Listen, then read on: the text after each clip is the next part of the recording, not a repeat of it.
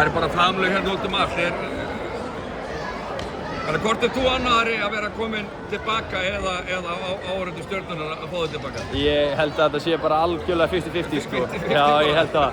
Ég meina þessar móttökur sem maður fá hérna gera þetta bara ennþá betra og það er bara geggjað að sjá hvað aðrir eru jafn glaðir og ég að ég sé komin aftur. Þannig að bara frábært sko. En þín svona frammi og einhvern tímann skora meira en í Já, það er alveg hægt að segja á mjög heiðarlegum nótum og hún var ekki góð í kvöld.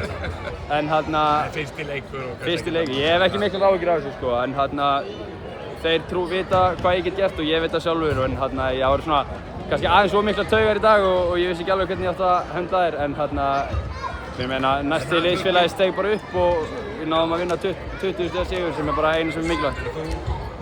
Það skipti engu máli þótt að þú ættir ekki góðan leik en svona fyrirfram, hvernig var tilfinningin fyrirfram? Því áttu væntanlega von á hörku leikir það ekki og þetta er bara allan tíma, þið byrja eitthvað 11-0 og svo reynda að koma þér tilbaka en þetta er eiginlega aldrei spurning. Já, ég meina fyrir leiki voru alveg rólegir sko en við vorum vel stendir og við vildum hafa orkustig okkar hátt eins og Baldur vill hafa og mér fannst við ná því bara frá byrjun og þótt að ég var kannski ekki að hittu skotum eða allir hittu skotum þá var orkustig okkar alltaf frábært og við náðum bara að halda því út í kannski 35 mínútur leiknum og það er bara gríðarlega stórt. Hvenær komstu til Íslands og hvað er langt síðan? Þetta var svona grófa leiti, var búin að vera að tala um þetta dálítinn tíma. Var þetta langur aðdragandi eða voru það bara kjaftasögur allan tíman eða hvað?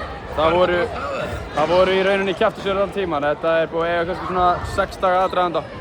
Þannig að það er ekki lengur það og ég kom heim fyrir 2,5 dögum, ég náði 2 æfingum. Þannig að við erum bara nýbyrjaðir og við erum bara eftir að stilla okkur saman og ég held að við getum gert frábæra hluti. En er þetta ekki bara sama skipulag við fyrra? Einhverjar breytingar finnst þér að koma inn í þetta núna?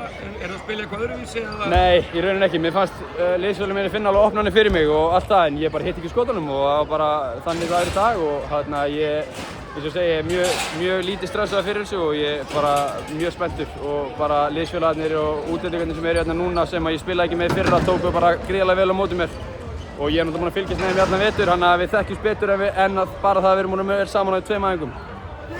Og bara með við þessa frammistöðu hjá ykkur í kvöld það hljóti við að vera mjög órennilegir fyrir bara það sem eftir lifið þessu tímabils eða ekki?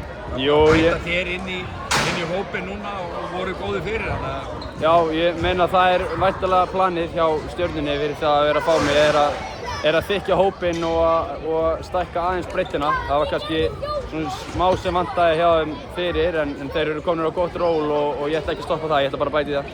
Er þetta kannski bara búið? Geta önnur lið bara að pakka saman? Alls ekki.